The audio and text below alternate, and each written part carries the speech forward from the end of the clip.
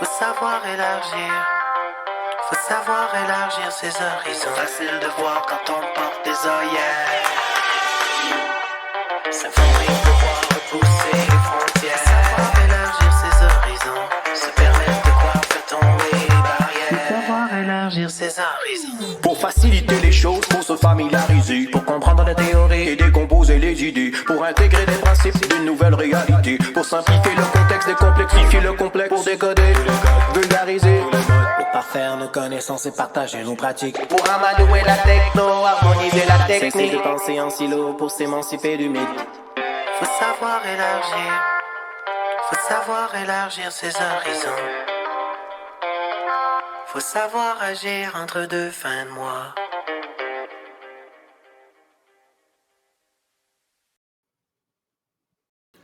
Considérez-vous comme salué et bienvenue au podcast E2FM entre deux fins de mois, la communauté des professionnels dans l'industrie automobile du Québec. Ici, là, on est là pour se réunir, ceux qui travaillent dans les concessionnaires, les fournisseurs, les partenaires, les manufacturiers. On va se réunir pour échanger, apprendre, collaborer. Et pour l'épisode numéro 2, j'ai le privilège, pour pas dire l'honneur, de recevoir un invité qui va nous aider à apprendre et peut-être même se poser des questions qu'on ne s'était pas posées. Monsieur Stéphane Hamel, considérez-vous comme salué officiellement? Bonjour Dominique, merci de me recevoir. J'adore le nom du podcast et j'adore la musique d'intro.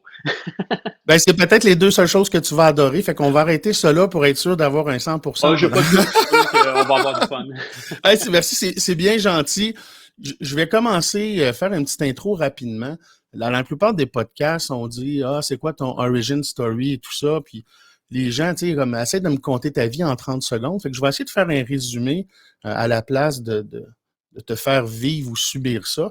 Tu pourras me corriger ou on pourra partir de là, mais ce que j'avais le goût de dire à ton sujet pour ma communauté de l'industrie automobile au Québec qui probablement ne connaissent pas ton nom.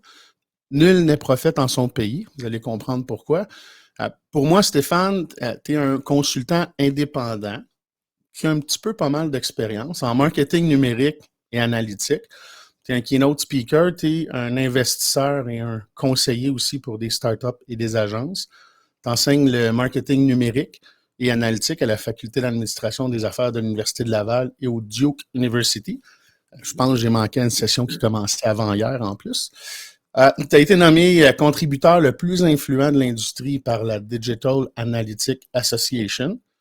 Tu as apporté aussi une très, très importante, pour ne pas dire des importantes contributions à l'industrie avec notamment le modèle de maturité de l'analyse et un outil qui a fait que j'ai entré en communication avec toi pour la première fois. C'est là que j'ai appris à te connaître, DaVinci Tool, que j'ai commencé à utiliser dans mon Google Analytics. Puis là, je dis « Hey, Made in Québec ». Stéphane Hamel, j'avais entendu ça, je dis, qui c'est ça? Puis, il y a quelques années, le Hamel, je dis, québécois, que j'ai fait ta connaissance à ce niveau-là.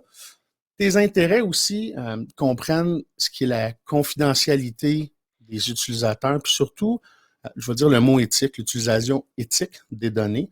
Puis il y a cette grosse partie-là aussi qui a fait que depuis, je vais dire des années, je te suis, puis je regarde ce que tu fais et j'apprends. Sur ton site web, il y a la citation suivante, qui est une citation que tu aimes beaucoup. « All the world is made of faith and trust and pixie dust. Pour les néophytes, c'est une citation, c'est Peter Pan, qui est le personnage créé. Puis là, je regardais c'est qui Peter Pan, puis il y a bien ça ce que je m'en vais avec ça. Peter Pan, c'est un personnage qui a été créé par le romancier J.M. Barrie. C'est un jeune garçon libre d'esprit et espiègle, qui peut voler, il ne grandit jamais. Peter Pan, il passe son enfance sans fin à vivre des aventures sur l'île mystique de Neverland en tant que leader des Lost Boys. Il interagit avec des fées, des pirates, des sirènes et parfois des enfants ordinaires qui viennent du monde extérieur de Neverland. Est-ce que c'est pas une façon de te décrire un peu le Peter Pan, la métaphore libre d'esprit, le cœur jeune, idéaliste, positif, le Neverland qui est comme les internets où il y a des bonnes filles et des pirates? C'est l'analyse que j'ai. C'est incroyable parce que j'ai adopté ce tagline-là il y a peut-être 2 ans déjà, quelque chose comme ça. Puis c'est la première fois que quelqu'un le réalise correctement pourquoi j'utilise ce tagline-là. C'est incroyable parce que initialement, l'analogie que je voulais faire, c'est que le marketing, c'est une relation de confiance. So, all the world is made of faith and trust. Fait il faut croire en les entreprises avec qui on fait affaire, il faut avoir confiance. Et le pixie dust, dans cette analogie-là, c'est toute la petite poussière d'étoiles, toutes les petites graines de données qu'on sème à gauche, à droite, qui sont inoffensives quand on les regarde comme ça. C'est une petite poussière d'étoiles, c'est inoffensif. Mais quand il y en a beaucoup, ça fait un feu d'artifice. Puis c'est cette analogie-là que je voulais aller chercher, mais ce que t'es allé au 2e degré, là. T'es allé vraiment. Oui, j'ai les cheveux gris, mais je reste jeune d'esprit. Pour moi, c'est un terrain de jeu. Tu sais, l'Internet, tout ça, c'est un terrain de jeu. J'aime découvrir, j'aime connaître le monde. Je pense que c'est requis dans ce que je fais aussi, là, de tout le temps rester à l'affût, tout ça. Ça fait que, ouais, c'est exactement ça. Ah ben, j'ai bien content d'avoir compris cette métaphore-là parce que c'était ma perception que j'avais de toi. Comme je te dis, que je te suis, je regarde ça. Ça résume un peu où est-ce que tu te positionnes par rapport à l'industrie. Mais je veux savoir un peu pour ce qui t'a amené, je veux dire, à la prise de position que tu prends aujourd'hui, ou à ce que tu fais aujourd'hui. Tu sais, dans ton parcours, y a-tu eu des rencontres ou des moments clés qui ont fait que ça a influencé ton parcours personnel et ou professionnel, qui fait que tu es rendu là un petit peu, en résumé, les moments majeurs, là? Ouais. C'est sûr qu'en 35 ans de métier, à peu près, là, j'ai eu ma part de. En fait, j'ai changé. J'ai été peut-être un millénial avant mon époque, là, parce que j'ai changé souvent d'emploi. J'ai eu un cheminement, d'abord avec un DEC en informatique.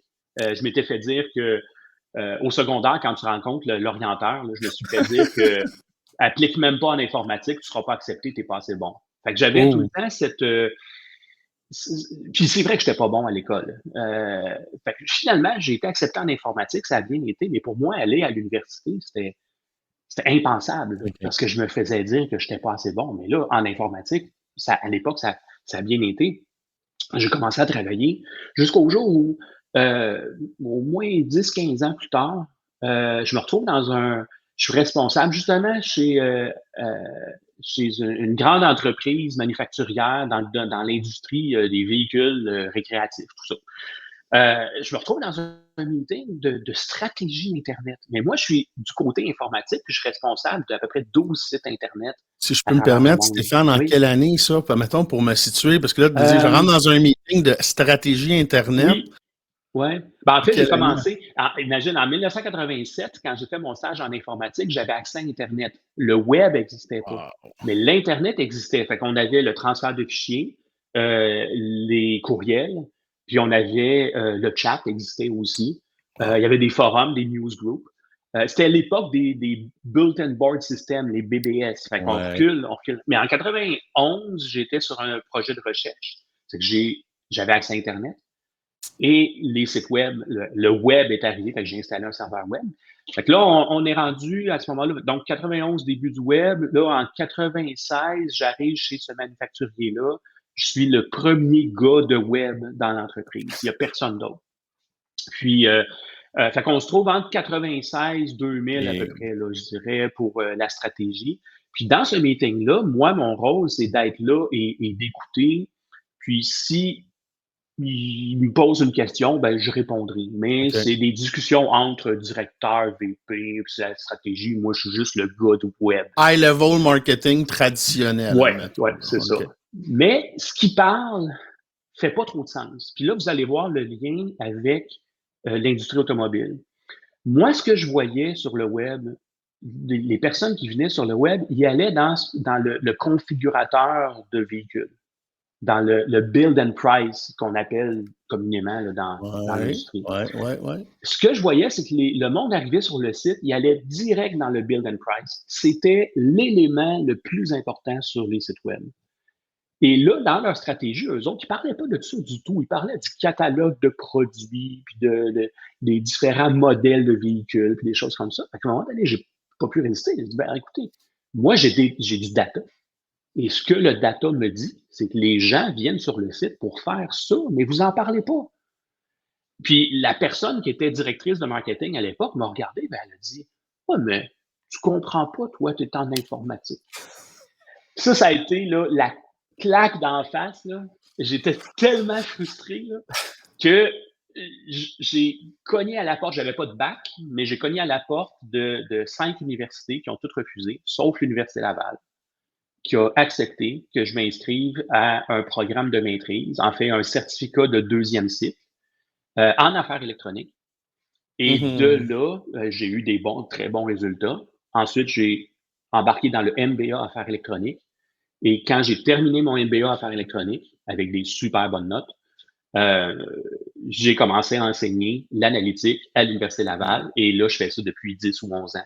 Et maintenant, j'enseigne aussi le marketing numérique, le marketing conventionnel.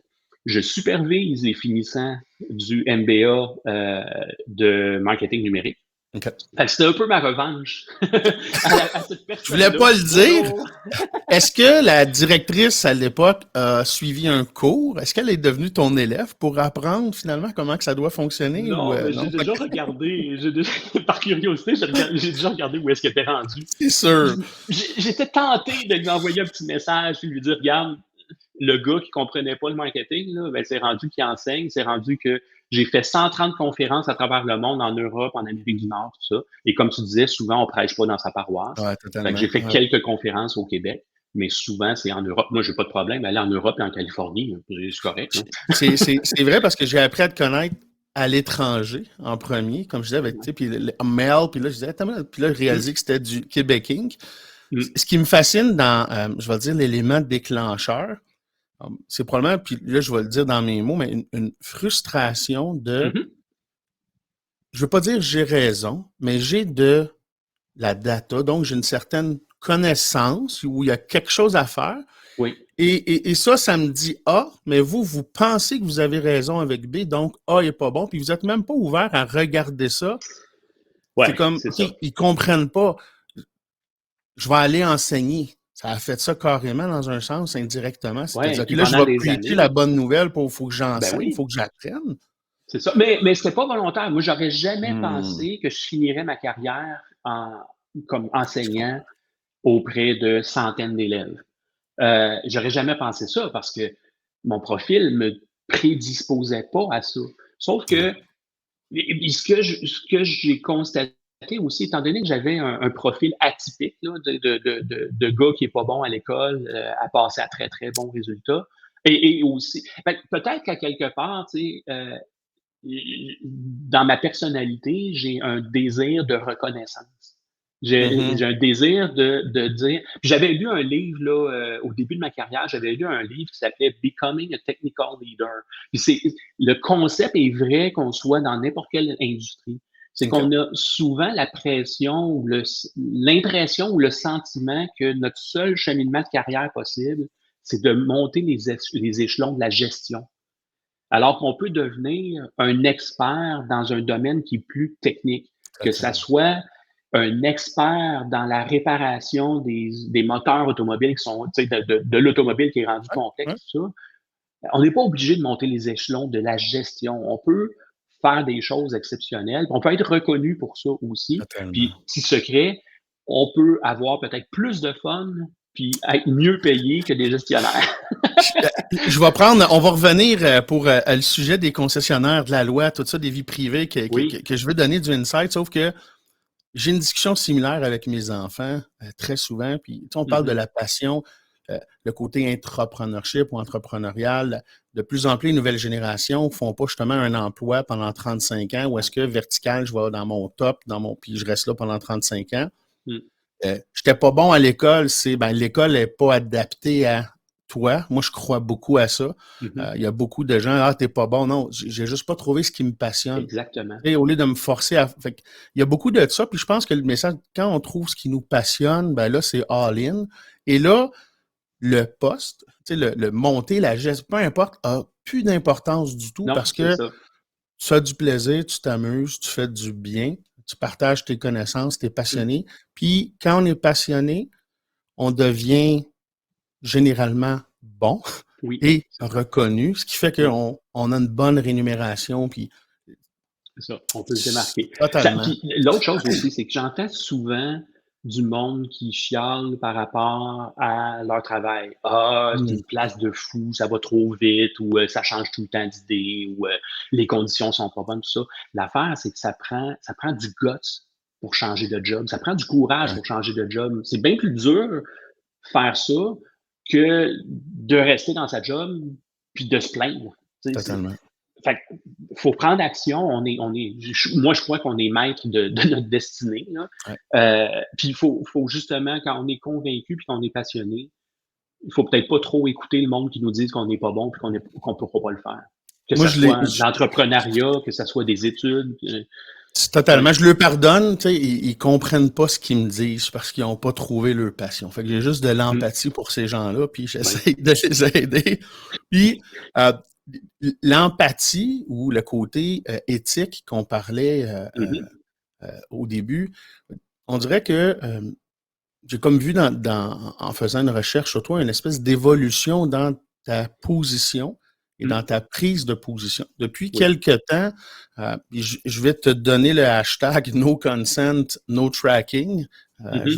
D'après moi, c'est à toi qui revient, ce hashtag-là. Avant de plonger dans la loi 64, puis regarder un petit peu plus comme concrètement au Québec, qu'est-ce que ça veut dire pour nous, ce qui se passe, puis un peu aussi à l'international, ta position, ta perception par rapport au No Consent, No Tracking, qu'est-ce que ça veut dire pour toi? Oui. Ben, c'est que pendant des années, j'ai été, justement, tu le mentionnais, là, que j'avais été reconnu comme une personne influente de l'industrie, de la mesure, de performance web, marketing, tout ça. Fait que j'ai été un preacher un peu, là, tu sais, j'ai évangélisé, j'ai partagé tout ça. Et je le fais encore parce que sinon, j'enseignerais pas le marketing. Fait que je le fais encore, sauf que dans les dernières années, il est arrivé plein de choses. Il est arrivé Cambridge Analytica, entre autres. Ça a été un moment marquant pour moi parce que je suis allé en Europe devant une audience d'à peu près entre 1000 et 1500 personnes dans la salle.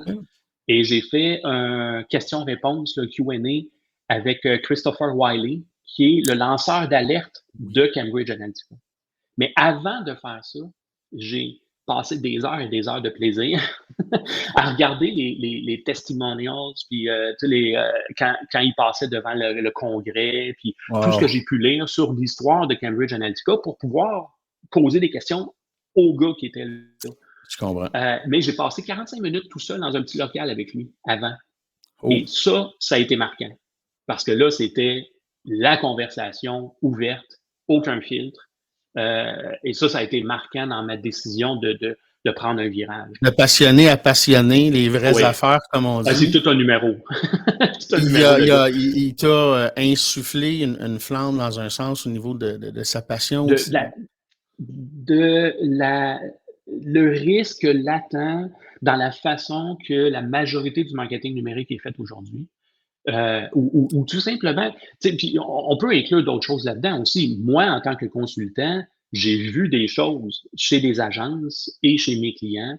Et évidemment, j'ai entendu des histoires aussi, mais de situations où est-ce que c'est tellement facile de mal utiliser les données personnelles qu'on a en notre possession. C'est tellement dangereux, c'est une bombe à retardement. Mais ça se fait couramment. Il n'y a pas beaucoup de contraintes, à part des lois qui commencent à être plus mordantes. La fuite de données de Desjardins, on a été à peu près tout impacté par cette fuite. Ben oui. Et ce qui m'a fasciné, c'est peut-être quelque chose que tu as vu aussi, c'est que d'un côté, la fuite a été créée par quelqu'un qui travaillait en marketing chez Desjardins et qui avait accès à ces informations-là. Et de l'autre côté, Desjardins a dit à des millions de personnes, allez chez Equifax et vous allez avoir gratuitement la protection en cas de vol d'identité, des choses comme ça. Sauf que Ouais. moi, avec mon expertise, je me suis retourné vers Equifax. J'ai regardé ce qu'ils faisaient. Je me suis dit, oh, une minute, là. Sur leur site Equifax, il y a une quantité incroyable de trackers, pisteurs, cookies, peu importe comment on les appelle. Fait qu'on vient de subir une, une- une fuite de données et on s'en va vers un autre endroit qui, à mon avis, avait des Et pratiques pire. questionnables. Fait que j'ai déposé une plainte au commissaire à la vie privée et ça Excellent. a pris, j'ai rien entendu pendant 1 an et finalement, ça a pris 2 ans avant d'être résolu. Et ce qui a été résolu, dans le fond, puis à un moment donné, j'ai lâché prise, là, mais ce qui a été résolu, dans le fond, c'est qu'ils ont enlevé certains trackers qui étaient là, qui étaient beaucoup trop sensibles dans les données qu'ils collectaient. Et ça a pris 2 ans de silence, en majeure partie, et à l'occasion, ah ben là, Equifax disent telle chose. Puis là, la personne du commissaire de la vie privée, qui était très gentille, très, très correct, relayait l'information. Qu'est-ce que tu en penses? Ben non, je pense que c'est pas correct. Puis là, ça retournait. Ben, ça a pris 2 ans. Il faut être plus efficace que ça dans la Ben, il gestion était des pas prêt. données. Je pense que, tu Non, sais, c'est ça. Desjardins, puis j'ai vu en passant justement tout ce que tu as fait avec Equifax, puis il était pas prêt. Il n'y avait pas les connaissances. Mm. Il y a le technique, il y a le légal, hein, il y a Oui, plusieurs c'est ça. aspects. Donc, il n'y avait pas ça. Et j'ai l'impression que là, on ne l'avait pas encore. On commence à l'avoir. Ça frappe Euh, l'imaginaire beaucoup, là. qu'on C'est soit comme un aussi en choc. retard que ça, hein, c'est... Ben, pas nécessairement. Ben, je pense que tout Non, le monde est en retard. Ça, c'est malheureux, mais c'est assez généralisé. totalement. Mais c'est, tu sais, tant que tu n'as pas eu un accident, tu penses que c'est correct, ça t'arrivera pas, tu n'es pas vulnérable. Le problème, c'est que dans l'environnement numérique d'aujourd'hui, les accidents peuvent arriver avec n'importe quelle des entreprises avec qui on fait affaire. Totalement. Fait que c'est ça. Fait que c'est de là l'intérêt pour la loi 64, qui est un très, très bon pas en avant. En fait, la loi 64 vient se mettre un peu à niveau avec la loi RGPD ou Ouais, GDPR en Europe, exact. qui est un peu la loi qui est un peu le modèle à suivre. À bien des égards, il y a des défauts, là, mais qui est un peu Ben, le modèle à suivre. c'est le leader, c'est le, je veux Oui, dire, le early adopter. Dans le fond, ce que c'est ça. l'Europe a fait, ils ont, puis ça fait des années qu'ils travaillent là-dessus, Mhm. mais ils ont enfin, ça a été comme la première action qui était je ne veux pas dire un pays, mais un regroupement qui était une Oui, masse assez majeure et impactante pour les oui. industries. Puis là, après Pour ça, avoir du justement, que ce poids. soit l'Australie, les Mm. CCPA, que ce soit le Canada ou la Californie, après ça, et là, la loi 64 au Québec, puis c'est un peu ça ma perception, c'est comme, ben, Mm. on a fait ça en Europe, il y a des affaires qui se font en Australie, aux États-Unis, Oui, Canada, mais là, Québec, avec la loi 64, vient se positionner, je vais dire comme protecteur du citoyen, de la vie privée, oui, des données personnelles, oui, oui, quasiment aussi sévère et même pas plus, mais il y a des particularités. On n'est pas comme si oui. on venait de faire quelque chose pour, entre guillemets, se mettre à jour, mais on est déjà en retard. La loi Non, non, non. 64, là, elle est comme extrêmement actuelle. Est-ce que je me trompe? Oui. Ah non, non, c'est vraiment, il y a beaucoup d'aspects qui sont très, très bien. C'est sûr qu'on va avec plus la loi va, parce qu'il y a un délai, là, la loi a été adoptée. Ouais, La loi, elle est là, elle existe, ouais. mais ça va prendre jusqu'à 4 ans avant que tous les effets de la loi soient actifs. Mais ce que ça veut dire, c'est que dans la façon qu'on gère les données personnelles, que ça soit quand on arrive quelque part, tu sais, dans un magasin, là, quand à la caisse, ils te demandent ton numéro de téléphone ou ton email parce qu'on va t'envoyer la facture ou c'est pour nos statistiques, des choses comme ça. Ouais. Peut-être que ça va devenir un petit peu moins évident. Moi, je suis un peu plus à l'aise avec ça, mais je peux vous dire que ma conjointe, elle a une double personnalité. Elle était tellement tannée d'aller dans le magasin puis de se faire demander ça, puis quand elle répondait: «Ben non, je ne veux pas vous le donner». «Ah ben là, c'est parce qu'il faut que je le mette dans mon système, je n'ai de besoin». Puis comment ça, vous ne voulez pas? Tu sais, fait qu'à un moment donné, elle ne Totalement, s'ostine plus, totalement. elle a une double personnalité, un faux nom, un faux numéro de C'est téléphone, une fausse excellent. adresse email. «Regarde, je te donne de la scrap, puis tant pis pour ton marketing, parce que je ne veux pas faire partie de». C'est le choix individuel. Et j'aime beaucoup le choix individuel. Puis, j'ai l'impression que c'est là que le consommateur, nous, on a besoin d'être éduqués, c'est Oui, qu'on a un choix, en sens oui, que, écoute, j'achetais des batteries chez Radio Shack, puis j'étais obligé de donner mon code postal. c'est Parce ça, qu'ils ne pouvaient pas faire la facture. Fait que c'était c'est ça. comme, ben, je suis obligé, c'est pour des statistiques. Fait que là, les fausses raisons des Oui. marketeurs, puis Mhm. on est comme habitué, ou on s'est comme fait croire qu'on n'avait pas vraiment le choix. Donc, c'est comme C'est si on n'a ça. pas Puis que c'est pas vraiment de vie grave. privée, donc c'est pas grave. C'est ça. C'est C'est ça ça. qui est Sauf que dangereux, hein? si, dans ton cas de Radio Shack, si tu aimes tellement l'entreprise qui, ça n'existe plus, mais supposons que l'affaire, c'est qu'à partir du moment où le consommateur apprécie la marque, il y a un lien de confiance qui s'établit. Donc, le trust de mon Pixie Dust, là. Totalement. Oui. Le lien de confiance s'établit. Le consommateur va être super disposé à vous en donner des informations parce que le consommateur va vouloir entendre parler de vous autres, va vouloir avoir ses préférences qui sont reconnues, des choses comme ça. Oui, Mais parce il qu'il y a faut des laisser. avantages qui viennent Ben avec. oui, c'est ça. Le marketing, c'est quoi? Le but, c'est de démontrer qu'on a une valeur à offrir à un client. Ouais. Que ça soit l'auto comme tel. D'ailleurs, le marketing aujourd'hui, c'est pas de vendre une auto. Le marketing, c'est quoi? C'est de vendre l'expérience complète que le client va avoir du premier moment qu'il va aller sur le site d'un manufacturier jusqu'à temps qu'il aille au service pendant des années après. Totalement. C'est ça qu'il faut vendre en tant que marketing. C'est pas le fait de vendre une auto. Puis c'est vrai d'à peu près toutes les industries. Fait que, Ouais.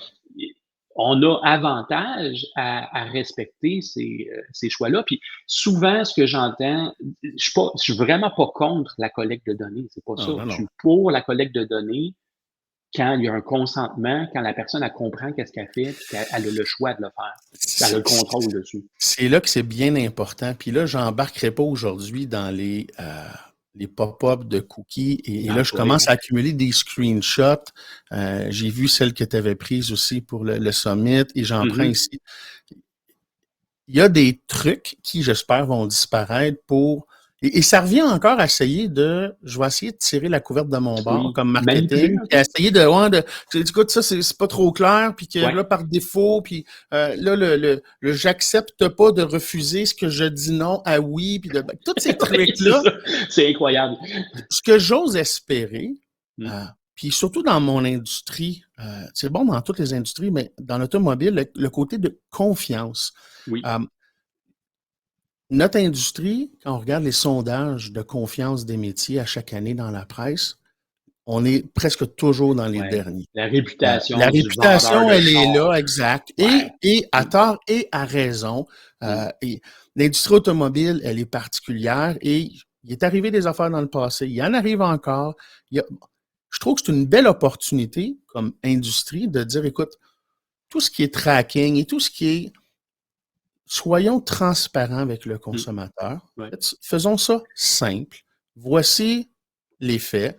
Par défaut, c'est juste obligatoires ou fonctionnels de site, etc. Mais le tracking ou l'analytique ou les 75 000 autres cookies que je veux mettre, enlevons ça. Donnons ça clair au client et je trouve que c'est une opportunité de se positionner comme je suis dans le respect et la compréhension de votre vie privée et la valeur et la sécurité. Comme si la sécurité, de la façon que je vais... puis là, c'est comment que je vais collecter tes datas, comment je vais les stocker, comment je vais les exploiter, comment je vais les anonymiser. Il faut faire une distinction quand même, hein, parce que, tu sais, il y a les données. Si quelqu'un accepte l'offre marketing, accepte de dire oui, je veux les avoir, tes promotions, c'est important d'avoir des leads qui sont qualifiés. Je veux pas juste avoir plein de leads. Je veux avoir des leads qualifiés. Fait que quand la personne a dit oui, concessionnaire X, je te permets de me faire de la publicité, déjà, on a un client potentiel qui est déjà beaucoup mieux qualifié que l'autre qui veut rien savoir, qui fait juste passer, mais qui n'est pas trop sûr. Il n'est pas encore rendu assez loin et dans voilà, son processus d'achat. exactement. Ouais. Puis on va avoir, dans le fond, on va peut-être avoir moins de données marketing, mais celles qu'on va avoir vont être de meilleure qualité, à mon avis. Totalement. C'est vraiment Puis, ouais. il y a cet aspect-là, mais il y a le deuxième aspect aussi que la loi 64 va venir toucher, c'est les pratiques chez le concessionnaire quand on fait les enquêtes Equifax, quand on collecte de l'information, quand ça se retrouve imprimé sur une page qu'on va jeter au vidange puis qu'il y a quelqu'un. Les informations sensibles, hein, si je ne me trompe pas, Oui, Stéphane, c'est le incroyable. terme, Oui, ce que tu parles, c'est que, tu sais, il y a oui le côté avec le client, confiance et tout ça, mais c'est ça. de par notre industrie, parce qu'on n'est pas juste un dépanneur ou Radio Shack qui vend des batteries, C'est il ça. y a des informations sur les demandes de crédit, il y a des photocopies de permis de conduire, il y a ces informations sensibles-là, c'est un aspect qui va être très important. C'est ça que tu veux Mais dire? ça hein? va être encadré par la Ouais, loi 64. Il va y avoir des obligations qui vont être tout à claires. fait. Que ça soit un vol d'ordinateur, la perte de son cellulaire, que ça soit des papiers imprimés qui sont mis dans les vidanges puis qu'il y a des informations dessus. En 87, quand j'ai fait mon stage, je travaillais avec un gars qui était vraiment hacker. Le midi, il partait, il imprimait des affaires de piratage, là, comme un newsletter de piratage. Il Ouais. imprimait ça, il allait à la brasserie prendre quelques bières, puis de temps en temps, ben, il allait fouiller dans les vidanges en arrière des entreprises pour aller chercher des choses imprimées sur lesquelles il y avait des renseignements personnels. Puis en 87, il faisait ça. J'ose pas croire aujourd'hui qu'est-ce C'est qu'il ce que fait, là. j'allais dire, imagine. Lui, j'ai Ouais. perdu la trace, là, mais c'est. Lui, il n'a pas perdu ta trace, Stéphane, par exemple. Ouais, il y a ça. Allô? mais c'est ça. Fait que c'est toute cette conscientisation-là qu'il faut faire sur la façon qu'on gère, qu'on collecte, qu'on utilise les informations qu'on a à notre disposition pour réduire les risques pour le consommateur, mais aussi pour l'entreprise elle-même, parce que la réputation d'une business, quand il y a une fuite de données, ça fait mal, là. Puis ce qu'on va voir dans le futur, c'est que moi, j'utilise souvent l'exemple de Patagonia, qui est reconnu comme entreprise qui était très, très éco-friendly, qui a des valeurs d'équité dans ses embauches et tout ça. Ben, bientôt, déjà, ça commence, on va voir que les entreprises qui vont être très soucieuses de la protection de la vie privée, ça va devenir un brand value, ça va faire partie de leur marque. Et ça va avoir une valeur, ça va dénoter entre deux compétiteurs, avec qui je veux aller. Celui qui est cow-boy, qui ne fait pas attention à mes données, puis qui a eu des vols, qui a eu des pertes de données, qui a eu des scandales, des choses comme ça, ou celui qui a une réputation de bien faire attention. Je suis 100% en ligne avec ta vision, puis je le dis souvent dans ce terme-là, c'est la loi 64 et bon, GDPR, dans le fond, le changement qui s'installe depuis quelques années, tu vas devoir, comme entreprise, faire les changements mais la loi va t'y obliger. Oui, mais c'est ça le point, c'est est-ce que je veux avoir une approche légale ou je veux avoir une approche éthique? Je suis content que tu dises ça. Je m'en allais vers là aussi parce que. Est-ce que ça peut pas être justement un différentiel? Puis tu parlais du positionnement, parce que ça va être complètement différent. Comment je vais installer mes affaires? Qu'est-ce que je vais traquer? Qu'est-ce que je vais faire avec la data? Si je fais juste appliquer la loi ou si je me développe quelque chose d'éthique? Et c'est ça. La façon de le distinguer, c'est que si j'ai une approche légale de la vie privée, je veux respecter la loi parce que je veux diminuer les risques pour mon entreprise. Ouais. Fait que quand on applique la loi, c'est une gestion de risque pour l'entreprise parce que je ne veux pas me faire poursuivre puis je ne veux pas avoir des pénalités ou des choses comme ça. Quand j'ai une approche éthique, je change la relation et là, je me pose tout le temps la question, qu'est-ce que mon client veut vraiment? Si mon client comprend qu'est-ce que je suis en train de faire avec les trackers, les pixels de data, puis que je fais ci, ça, est-ce qu'il va être d'accord avec ça? Ben, si je ne suis pas sûr, il va falloir que je pose la question. La façon la plus... quand on parle d'éthique, souvent, il y a des espèces de guides, des questions qu'on peut poser, voir si est-ce que ce qu'on est en train de faire, c'est éthique. La première question, c'est est-ce que c'est légal? Si ce n'est pas légal, tu ne le fais pas. Le cas est réglé. Mais après ça, ça se complique un peu en termes d'éthique. Et la question ultime, c'est imaginer que votre mère est juste en arrière de vous, là, puis elle regarde ce que vous êtes en train de faire. Est-ce qu'elle va l'approuver? Si la réponse est non, ça veut dire que éthiquement, c'est pas la bonne affaire. C'est pas la bonne chose à faire. Totalement. Ça marche. Ouais. L'autre façon un peu plus équivalente, si on veut, Tu as c'est dit scientifique? ouais, plus scientifique. Si ce que vous êtes en train de faire, ça sortait en première page du journal demain matin, seriez-vous dans le trouble? Si la réponse est oui, faites-le pas. C'est aussi simple que ça. Puis l'affaire, c'est que l'éthique, ça touche les valeurs. Ça touche les valeurs personnelles, puis ça change. Tu sais, l'éthique en Europe puis l'éthique aux États-Unis, c'est pas tout à fait la même chose. Puis au Canada, au Québec, on est comme un peu entre les deux. On Ouais, navigue à ouais. travers ça. Fait que c'est une question de valeur, l'éthique. C'est une énorme différence. Puis c'est là que moi, je trouve qu'il y a l'opportunité, tu sais, parce que les défis, il y en a beaucoup qui vont Mhm. venir avec la mise en application puis le suivi de toutes les règles qui vont entrer en vigueur en Mhm. 2023-24, la loi 64, mais l'opportunité que j'ai de me positionner et de dire justement sur mes cookies, puis de façon humoristique, où regarde, voici ce qu'on fait, pourquoi on le Oui, fait, voici la c'est valeur, ça. what's in it for me, qu'est-ce que ça te donne à toi, Oui. et si jamais tu veux nous aider, est-ce que ça nous coûte moins cher en marketing, puis qu'on te traque de façon anonyme, Mm, on t'achalera pas trop. mm, Je pense qu'il y a une belle opportunité à démontrer la valeur. Puis ça va aussi oui, démontrer, comme tu dis, le côté éthique. Voici pour nous, c'est important. Voici la position qu'on prend. Et exactement. la position qu'on prend, il faut l'expliquer au client. Quand je vais prendre des décisions éthiques, ça va, à première vue, me coûter de l'argent. Parce qu'à Mm. première vue, je vais C'est le perdre des sentiment qu'on a. datas. Mm, C'est ça le sentiment. Puis je pense que c'est ce qui arrête je vais dire les ouais, compagnies, les oui. fournisseurs, manufacturiers, concessionnaires. C'est possible que la crainte de cette perte de data-là soit un frein à cette Oui, ben, ce que évolution-là? j'entends comme argument souvent de la part des entreprises, c'est oui, mais quand même que moi, là, je serais impeccable, éthique, légal et tout. Si mon compétiteur, il l'est pas, lui, ben, je vais avoir des conséquences, là. Euh, Sauf que le jour que ton compétiteur va être dans le trouble parce qu'il y a une fuite de données massive, ben là, c'est toi qui vas rire. Fait que Totalement. ça c'est du côté de l'entreprise, mais du côté du consommateur, j'entends trop souvent, c'est là pourquoi il faut éduquer les gens, la population en général. Trop souvent, je vais entendre, ben, j'ai rien à cacher. Ils savent tout déjà. Tu sais, je pense que à un moment donné, je disais que la vie privée, là, c'est pas de mettre des barrures sur tout puis de rien partager. La vie privée, c'est que quand tu vas à la salle de bain, on le sait très bien qu'est-ce que tu fais, mais tu fermes la porte quand même.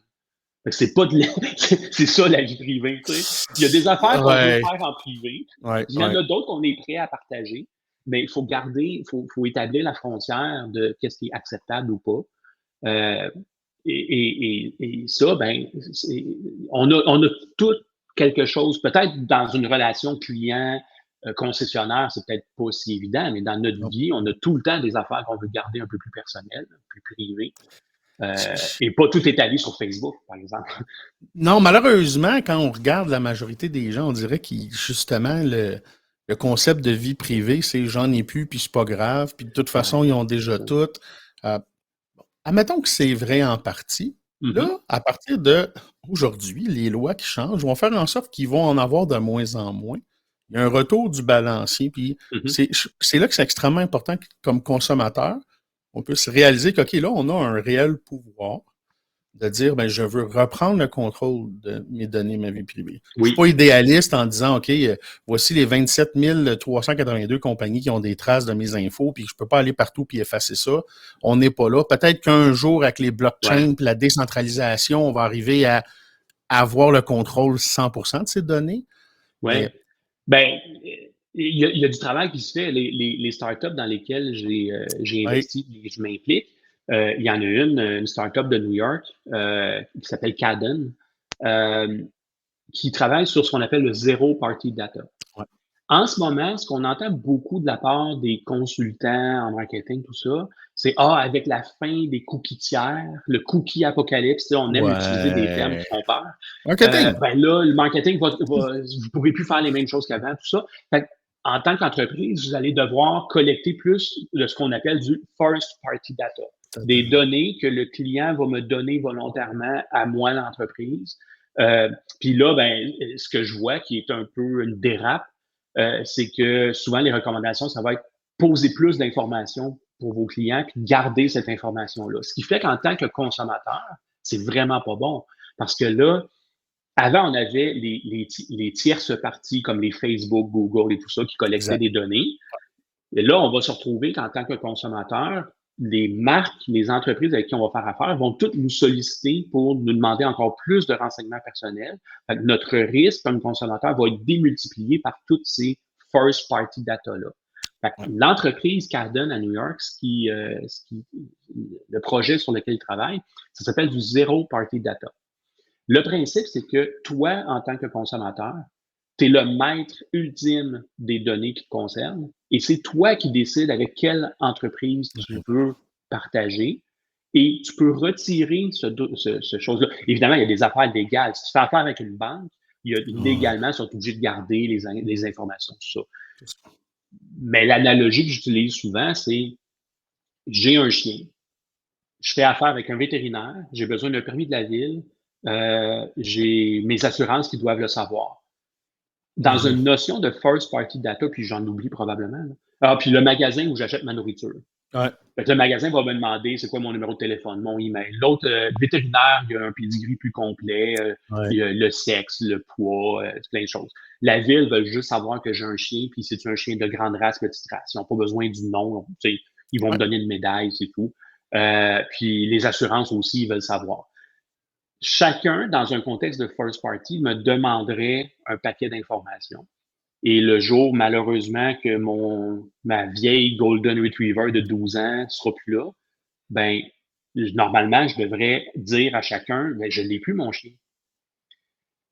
Mais dans un contexte actuel, il faudrait que je communique avec chacun pour dire. Ouais. Et là, chacun va avoir une copie différente de la même chose qui est un chien. Ouais. Alors que dans un contexte de zéro party data, ben, moi, je dirais à mon assureur telle information, à mon vétérinaire telle information, à mon magasin où j'achète la nourriture telle information, et j'ai le contrôle là-dessus. Si je veux dévoiler son nom, je le dévoile. Fait que là, imaginez que c'est un chien, mais imaginez que c'est une personne, que c'est une famille, que c'est de l'information sur une automobile avec le numéro de série, des choses comme ça. Tout ça, mon garagiste en a besoin, mon assureur en a besoin, et ainsi de suite. Je pense qu'on va s'en aller vers là. Totalement, oui. Sauf que c'est un gros changement de mentalité de l'industrie au complet, de la façon que l'Internet fonctionne en termes de publicité et tout ça. Là. Ce que j'ai l'impression, là, Stéphane, c'est que, puis j'avais lu justement là, sur ce que vous faites avec cette start-up-là, puis le zéro. Pour moi, le zéro party data, c'est un peu ce qu'il y a avec justement le blockchain, la décentralisation. C'est que là, ce que j'ai l'impression, c'est que là, l'étape qu'on est actuellement, c'est que justement, on passe des third parties, de tout le monde se nourrit de nos data, les Facebook, les GAFAM. Ces gros joueurs-là ont fait assez de dommages, ça a attiré l'attention, on commence à avoir des lois. Là, l'étape, ça va être de descendre d'un niveau. Ça veut dire, par exemple, chez le concessionnaire, sur son site web, dans son CRM, dans ses affaires à lui, là, ça va être juste du first party data. Donc, ce qui va collecter de moi, que je vais l'autoriser, si je vais faire mon service, ces data-là. Et les autres compagnies vont pouvoir, avec les permissions et toutes les règles, utiliser la data qui va la data appartient au consommateur, mais qui va être gérée par l'entreprise. Fait que là, on décentralise des grosses business vers l'entreprise avec laquelle on fait affaire. Et probablement que la prochaine étape, dans 3, 5, 7, 10 ans, 24 mois, on ne sait pas, ça va être on passe de l'entreprise, par exemple, du concessionnaire qui contrôle la data à le consommateur. Oui, c'est ça. On n'est pas là parce qu'il y a un gros changement. C'est un gros changement. En fait, tu sais, au début du web, au début de l'Internet, au début du web, là, il n'y avait pas de notion commerciale. C'était strictement gouvernement, militaire, recherche. C'était juste ça. Puis là, à un moment donné, l'aspect commercial est embarqué, le marketing est embarqué. Le marketing a pris beaucoup, beaucoup de contrôle de ça. Ouais. Et c'est comme ça que ça s'est développé. Sauf que quand on y pense, ça aurait dû, dès le départ, ça aurait dû toujours être l'individu qui a le contrôle des données, de ces données qui le concernent. Oui. Dans ton exemple de ce que tu donnes, en tant que client d'un concessionnaire, il va falloir que je donne ma permission si le concessionnaire veut partager ces données-là avec d'autres mondes. Peut-être que ça va faire mon affaire. Peut-être que ça va faire mon affaire parce que le concessionnaire, le manufacturier ou des choses comme ça, a des bonnes ententes avec une compagnie d'assurance. Puis, je peux avoir un bon deal. Je dis, ah Ouais. oui, ça, je le veux. Ça, Et je suis prêt à voilà, le faire. exactement. Ouais. Ouais, ouais. Ça, Fait que, ouais. il va y avoir beaucoup de bouleversements, il va y avoir beaucoup de changements, mais quand même, à travers ça, il y a des fondements du marketing qui ne changent pas, que ce soit numérique ou pas. Puis ça, il faut comprendre ces choses-là. Ça peut nous aider, évidemment, comme concessionnaire, tout ça. Tu sais, v'là des années, petite tranche de vie, anecdote, v'là des années, j'ai travaillé pour un gros manufacturier automobile canadien. Puis, comme consultant. Puis, il y avait le fameux Build and Price. Ouais. Puis, on avait, évidemment, ça, c'est l'endroit où tu veux instrumenter, tu veux mesurer tout ce qui se passe là-dedans parce que tu veux savoir quel modèle il a choisi, quel moteur, quelle La option. data est là, tout ça. exact. Ouais. Puis, à la fin du processus, typiquement, tu as des options pour dire je veux contacter un dealer ou je veux avoir du financement. J'ai mes ou call je veux to action, j'ai l'imprimer. mes appels à l'action, comme Ben oui, maintenant, qu'est-ce que je c'est veux ça. faire? C'est quoi la prochaine Fait que là, étape? on a pensé quelque chose. Ça, c'est un truc à 100 000 vous m'enverrez un Hmm. chèque si jamais vous trouvez ça intéressant. On va collecter. mon pour contact l'envoyer. est juste là, dans le bas. Ce qu'on a fait, c'est que on s'est rendu compte que pensez à la façon que le consommateur va agir. Si vous êtes comme moi, je vais sur le site, je construis ma dream machine, je choisis mon auto de rêve. Et c'est vrai pour d'autres affaires aussi, pour des voyages ou pour peu importe. Mais là, je construis mon auto de rêve. Là, je perds connaissance quand je vois le prix. Quand je me réveille, je me mets à faire des compromis. J'enlève des choses. Si j'étais capable de passer le dernier compromis que j'ai fait, je passe ça au dealer. Quand ce client-là va arriver, si la personne a fait tout le processus, puis elle dit, je veux contacter un dealer pour aller voir le véhicule, puis prendre rendez-vous, tout ça. Si j'étais capable de passer le dernier compromis que la personne a fait, c'est quoi la dernière affaire qu'elle a enlevée de sa configuration? Je passe ça au concessionnaire et là, quand le client arrive, je sais exactement c'est quoi la petite option de plus que peut-être ça va faire que je vais pouvoir dealer quelque chose avec, donner un rabais ou même l'offrir ou peu importe. Ça vaut super cher. C'est relativement facile à faire. Fait que ça, c'était mon truc du jour. Écoute, j'adore le truc. M'a dit c'est absolument pas fait. Et c'est pas prêt d'être fait. Parce que ça revient au manufacturier. Parce que ça va être sur le site du manufacturier, du constructeur que je vais faire ça, je vais configurer tout ça. Mais c'est bon pour moi parce que les manufacturiers ont généralement plus d'argent que les concessionnaires. Mon chèque que je vais recevoir va être plus gros. Écoute, moi, je recommande aux manufacturiers de te contacter et je vais faire du pro bono, m'asseoir à la table avec vous autres parce que c'est exactement le genre de réflexion qu'il faut qu'on ait. Parce que là, il y a la loi 64, il va y avoir des réalités pour le concessionnaire, mais il y a le manufacturier puis le concessionnaire qui ont une relation un peu reliée. Donc, si par exemple, comme consommateur, je vais sur abcmotors.ca, est-ce qu'implicitement, je vais dire, OK, je veux que tu partages au concessionnaire ou c'est quand... Il y a des façons de faire, géolocaliser tout ça. Puis après ça, les informations que je vais transmettre, et c'est là que ça frappe un mur, c'est qu'il n'y a pas de standard, il n'y a pas de protocole. Donc, juste la façon, mettons qu'on mettrait ça en place, donc voici les informations, par exemple, dernière option enlevée. Même si je voulais transmettre ça au concessionnaire, il n'y a pas de standard. Donc, il va y avoir différents CRM ou DMS ou Lead Manager avec des standards différents. Ils n'auront pas les champs. Et là, le vendeur va recevoir ça. Bon, quelqu'un qui est intéressé par tel modèle. Et là, il faudrait faire de l'éducation à l'équipe des ventes sur comment travailler avec la...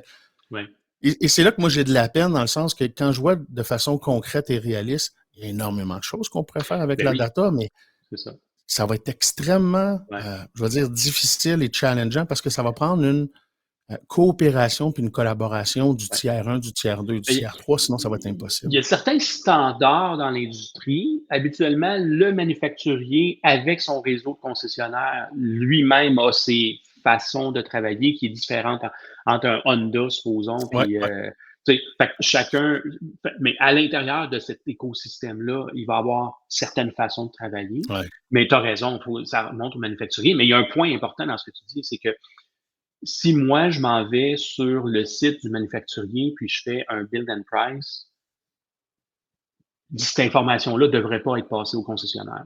En tout cas, pas l'information unitaire. Peut-être des statistiques agrégées, mais pas l'information unitaire. Par contre, si je fais un build and price et je dis proactivement, Et voilà. je veux contacter le dealer, ben là, oui, je viens de donner ma permission, je veux envoyer l'information au dealer.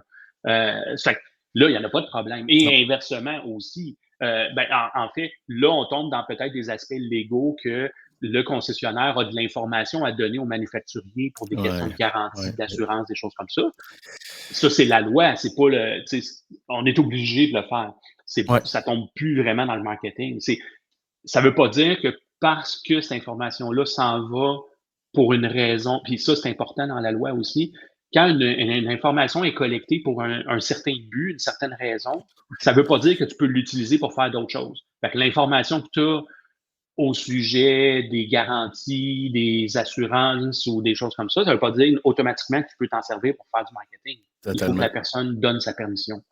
Fait que ça va être intéressant de voir l'évolution. Le gros défi que je vois, c'est comme s'il y avait une espèce d'interception de le côté légal, le côté technique, le côté marketing.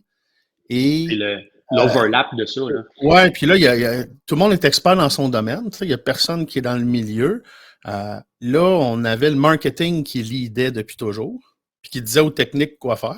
Là, il y a le légal qui arrive et disait voici votre limite. Oui. OK, là, elle donne les limites aux techniques, mais le marketing, lui, qui essaye de toujours sneaker. C'est vraiment compliqué. Il va falloir qu'il y ait plusieurs acteurs de spécialité et surtout que le légal qu'on n'avait jamais pris en considération fasse partie des conversations de qu'est-ce qu'on fait, comment on le fait et pourquoi on le fait. Personne ne peut être expert dans... C'est trop compliqué. Personne ne peut être expert dans les trois aspects, là, technique, marketing et légal. J'ai commencé à faire des petits ateliers avec des cabinets d'avocats parce qu'ils comprennent la loi, mais ils ne comprennent pas nécessairement toute la complexité technique en arrière. Puis moi, évidemment, je ne suis pas un avocat puis tout ça. C'est que, tu sais, inversement. Puis malheureusement, ce qu'on se rend compte, entre autres en Europe avec les fameux pop-up de cookies, là, ce qu'on se rend compte, c'est que, ils ont suivi la loi, ils demandent un consentement. Sauf que derrière, techniquement, ils font n'importe quoi, puis c'est comme s'il y avait... il y a une déconnexion entre, oui, on répond légalement, mais que tu dises oui ou non, on va te traquer quand même. Ouais, c'est exactement ça, ouais. Cette complexité-là est pas facile à résoudre. Encore là, ça va être avec, en se parlant, puis avec l'éducation, tout ça, qu'on va pouvoir... arriver à faire quelque chose. J'ai l'impression qu'on va revenir avec l'éthique, qui va être comme le centre et qui va être l'élément instigateur de la réflexion. Donc, voici l'éthique, voici ma position, voici comment je veux traiter mon client. Voici comment mon client veut être traité et on part de là. Après ça, on applique la couche de la loi. C'est ça. Après ça, on y va avec le côté technique. Ouais. Et il va falloir que les personnes techniques soient un minimum éduquées sur ce que ça veut dire, tout ça. Oui. Dans les cours de marketing, les cours d'analytique que je donne, si je prends l'exemple du marketing, souvent les étudiants, c'est des étudiants à la maîtrise, là, au MBA, souvent, ils ont l'impression que le marketing, c'est l'aspect publicité, c'est l'aspect créatif. Ils voient juste ce côté-là. Mais non, le marketing, c'est une science. Puis il y a du data, puis il y a des aspects, fait qu'il y a un volet dans le cours qui touche les aspects légaux et éthiques de faire du marketing. Puis que c'est pas juste de faire des belles bannières de publicité sur Facebook, là. C'est pas ça le marketing, c'est beaucoup plus que ça. Fait que c'est ça, quand je disais les bases, les fondements du marketing, ben c'est de faire en sorte que la personne qui suit un cours de développement web va être conscientisée aux impacts de la vie privée, que l'avocat va comprendre le technique, que le marketing va comprendre. Ça va prendre du temps. Il va y avoir des gagnants et des perdants là-dedans. C'est une question de compétition puis de survie aussi pour ces entreprises-là. Oui, c'est des grosses opportunités / des gros challenges parce que, je pense que tu l'as dit, il va y avoir des gagnants puis des perdants. J'ai l'impression que ceux qui vont se positionner avec le côté éthique, le côté transparence, le côté valeur ajoutée que j'explique aux clients, vont gagner à long terme. Le côté Oui, c'est sûr. confiance qui est pour moi, puis ce que tu dis, c'est ça la base. Pourquoi on fait affaire avec une business? Il y en a qui vont dire le prix. Là. Ce qui fait que j'ai dans le cœur une marque, c'est la confiance à la base. C'est la confiance. Oui. C'est ce qui va faire que la personne, là, quand elle va vouloir changer d'auto, là, la confiance, ça inclut aussi la fiabilité du véhicule, des choses comme ça. Là. Okay. Tout ça, ça fait partie de l'expérience du produit. C'est ce qui va faire que le client, quand va venir le temps de renouveler son auto, peut-être qu'il va revenir direct chez vous puis il va racheter tout de suite parce qu'il va avoir confiance envers le véhicule, envers le service qu'il a eu, envers l'expérience qu'il a eu globalement. Et non pas juste le fait de conduire un véhicule là, d'un point A au point B. Fait que, non, puis notre industrie est en grand changement avec les manufacturiers qui commencent à vendre directement. Le modèle en soi, depuis des années, mais là, il y a une grande accélération. Donc, c'est une opportunité en plus comme concessionnaire et manufacturier de se positionner. Je pense qu'encore là, même le manufacturier qui va travailler avec ses concessionnaires, puis qui vont avoir des protocoles, et là, on va pouvoir dire, regarde, nous, là, la marque X avec notre réseau de concessionnaires, voici les efforts qu'on a fait, voici l'argent qu'on a investi, voici le pourquoi, voici tout ce qu'on traque de moins de vous, mais fait, je pense que ça, c'est un positionnement qui va être comme la fiabilité quasiment, pas à ce point-là, mais qui va être un facteur. Mais si je reviens, mettons, concrètement, pour 2022, je suis un concessionnaire automobile, par où je commence? Là, c'est souvent la question qu'on me pose. Là, Dom, je ne sais pas par où commencer.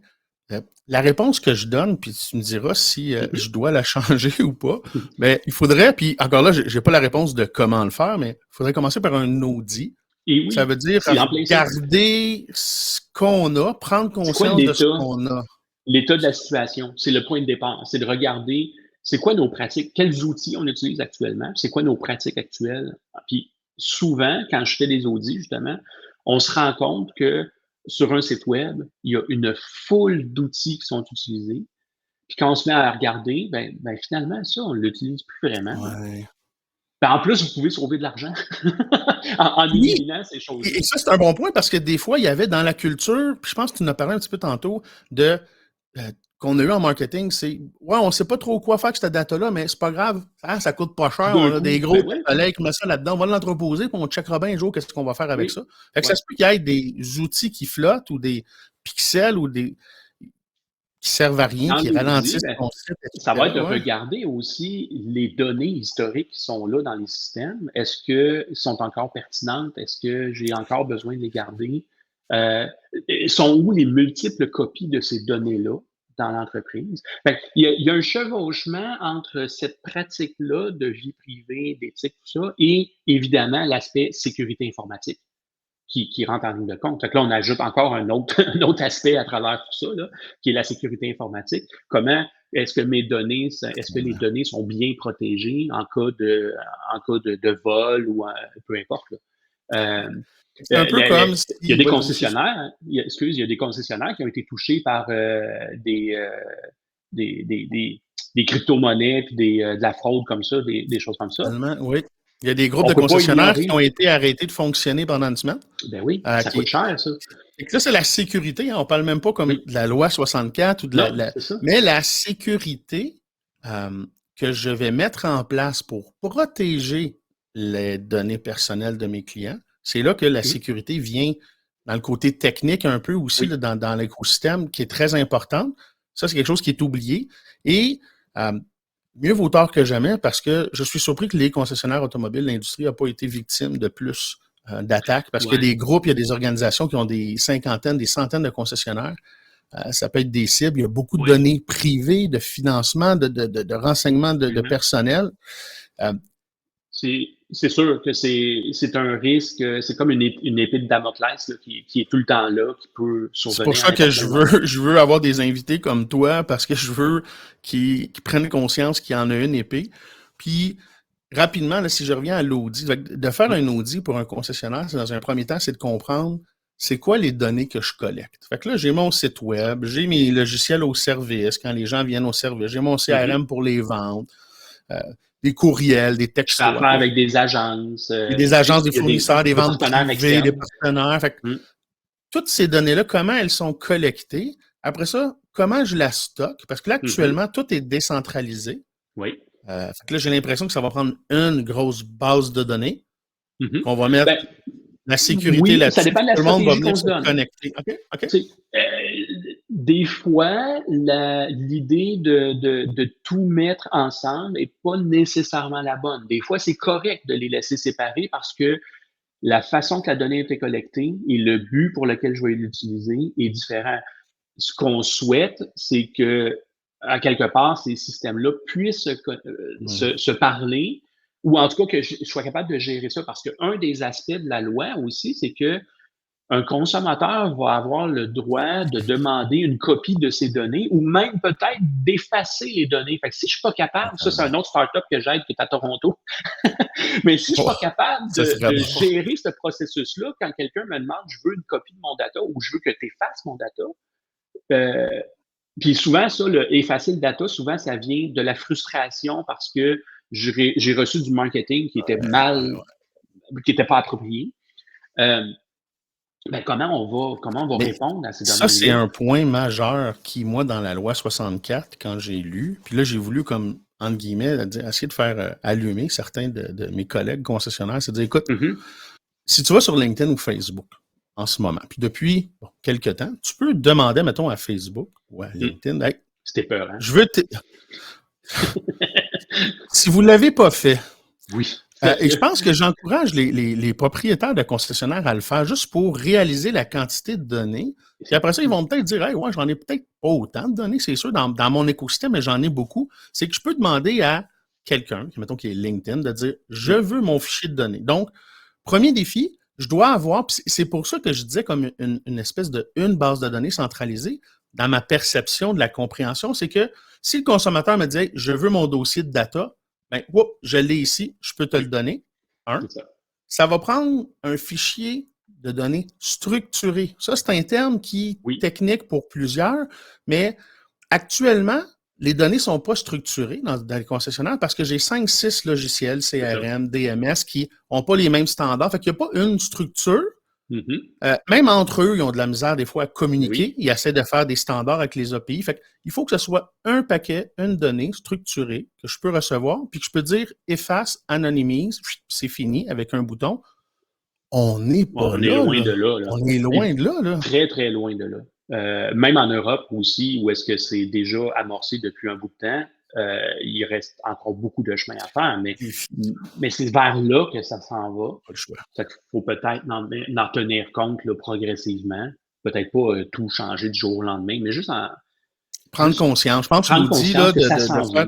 Oui, bien, dans le sens, il faut commencer à agir tout de suite. Puis moi, c'est un peu la mission que je veux faire avec les partenaires, l'écosystème, les joueurs, les fournisseurs qui sont dans notre industrie. On va s'asseoir, je vais faire une table ronde, on va asseoir tout le monde, puis faut qu'on discute d'un standard, il faut qu'on arrive avec un protocole, un standard pour que cette obligation légale-là, dans la mise en application de la loi 64, qui va arriver, je vais dire, demain, parce que là, c'est 2022, 2023, 2024, c'est demain, ça, avec la charge de travail exacte qu'on a à faire. Fait il faut qu'on commence tout de suite. Et ce que je veux espérer, c'est de lancer toute cette réflexion-là avec l'éthique comme base. Je suis un puriste idéaliste. J'aime sur ton site web, là, c'est marqué, tu n'as pas besoin... Attends, je vais relire la ligne, là. Quand vous allez sur le site de Stéphane, là, ça dit « All right reserve », le standard dans le bas, « No consent, no tracking, no privacy policy need, no cookie for you ». Non, hey, tu n'as pas besoin de politique de vie privée sur mon site web. C'est l'extrême. Dans mon contexte, ben oui, c'est ça, mais dans mon contexte à moi, c'est correct. C'est juste mon petit site web, ça, c'est un message que j'envoie. Mais c'est fou aussi que depuis que je m'intéresse aux startups dans le domaine de la privacy tech, il y en a des entreprises dans le domaine qui m'ont contacté et qui disent « Ah, on a un tel produit, on aimerait ça te parler, des choses comme ça. » La première chose que je fais, je m'en vais voir leur site web. Là, je regarde qu'est-ce qu'ils font. Là, je me dis, ben oui, mais T'es exposé ouais, à une entreprise qui est soucieuse de la vie privée, puis je regarde ton site web, puis vous appliquez même pas ce que vous prêchez. L'entrevue, elle s'arrête là, Stéphane? Ben là, c'est ça. C'est comme, ça n'a pas de bon sens. Là, c'est des gars de marketing qui veulent savoir jusqu'où ils peuvent étirer l'élastique sans se faire pogner. Souvent. Tu sais, c'est comme, c'est plus que comment tu peux m'aider à. Ils sont juste pas conscients de ça. Là, si, ouais. Fait que c'est ça. Fait que, on a couvert beaucoup d'aspects. Veux-tu me shooter une couple de questions? Ouais, moi, j'ai des petites questions en rafale que je t'avais proposé de te faire. Je vais te les poser. Je sais pas qu'est-ce que tu vas me demander. Non, mais c'est ça. J'ai juste dit j'ai des questions en rafale. Ça va être drôle. Ça peut être court, ça peut être long, je le sais pas. Je veux commencer avec quelque chose de personnel, puis tu en as peut-être parlé, mais la personne qui a eu le plus grand impact sur toi, la personne qui t'a inspiré le plus, que ce soit professionnel ou personnel, là, mais la personne qui t'inspire le plus, c'est qui? Ben là, c'est sûr que la Saint-Valentin, c'était bien. Il n'y a pas longtemps, j'ai pas le choix de dire ma conjointe. Mais ce qui est drôle, c'est qu'on s'est connus au cégep, à la première session de cégep, dans le cours de natation. Ben, ça fait... Oh boy! Ça fait une coupe de longueur de piscine. C'est ça que je comprends. Ça fait longtemps qu'on se connaît. Puis, fait que c'est ça. Vraiment, elle m'a toujours supporté dans ce que j'ai fait, dans mes folies, puis tout ça. Fait que c'est sûr que je serais pas rendu où est-ce que je suis si j'avais pas été avec elle. Là, tu sais. Puis souvent, nos gens proches comme ça qui nous inspirent, des fois aussi sont inspirés par nous. Hein, puis il y a cette espèce de boucle-là qui... Ça s'alimente un et l'autre, c'est ça. C'est ça. Puis là, on est rendu tellement un vieux couple que des fois, je pense à quelque chose, puis c'est elle qui a la réponse. Là. Tu sais, c'est comme nos cerveaux sont rendus mélangés. Moi, je suis pas un vieux couple, mais c'est déjà comme ça. Je pense à quelque chose, puis elle me donne, là, non, c'est pas non, je fais des blagues. Ben oui, c'est quasiment après de la passion, mais au niveau, pas de l'amour, mais la passion du métier, du domaine, que tu me donnes de ton temps généreusement aujourd'hui pour essayer d'éduquer. C'est quoi qui fait que tu es encore passionné comme ça après ces années? Je pense que tu as touché en entrée de jeu là, avec Peter Pan, tout ça. Pour moi, là, c'est encore un jeu, j'ai du fun, j'apprends toujours.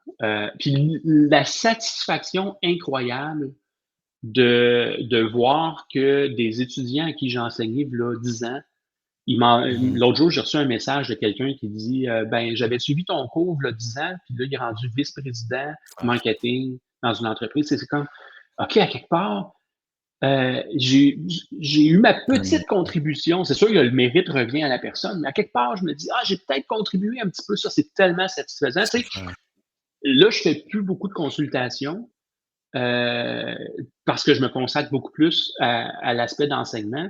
Si je faisais ça juste pour l'argent, c'est sûr que j'enseignerais pas parce qu'au Québec, enseigner, c'est beaucoup moins payant que la consultation.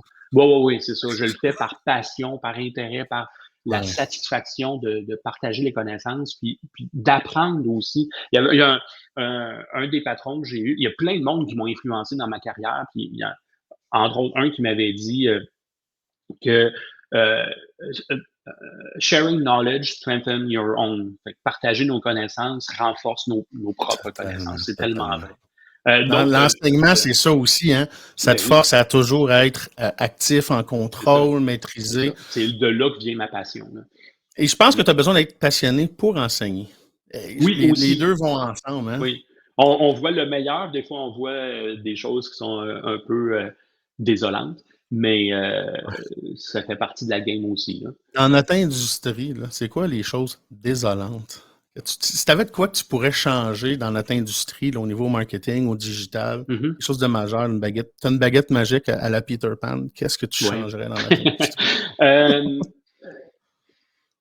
Tout ce qui est les choses sur LinkedIn, là, le monde qui veut se connecter puis qui ils vont t'envoyer un message dans les 30 secondes qui suivent parce que c'est automatisé, que ce soit LinkedIn, que ce soit des appels téléphoniques, que ce soit des courriels, peu importe ce que c'est, mais tout ce qui est non sollicité, moi, là, ça me frustre tellement. Là. Ça, j'éliminerais ça. Il y a des appels non sollicités, puis le spam, la loi canadienne encadre ça, sauf que il y a du monde qui s'en fout.